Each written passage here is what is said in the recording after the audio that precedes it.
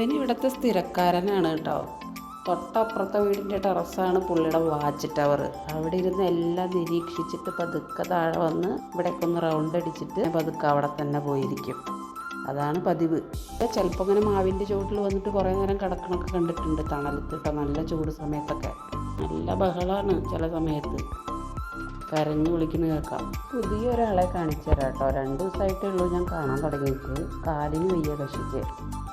അപ്പോൾ ബഹളങ്ങളൊന്നുമില്ല, സൈലൻ്റാണ്. ഭക്ഷണം കിട്ടിയാൽ വേഗം പോയിക്കോളും.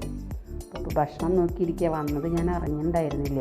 ഞാൻ പെട്ടെന്ന് വന്നപ്പോഴാണ് ഇവരിയ്ക്കണ 2 പേരും ഇവിടെ കണ്ടത്.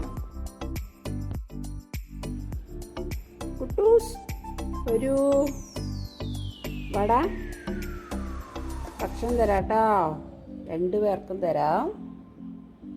ഓക്കേ.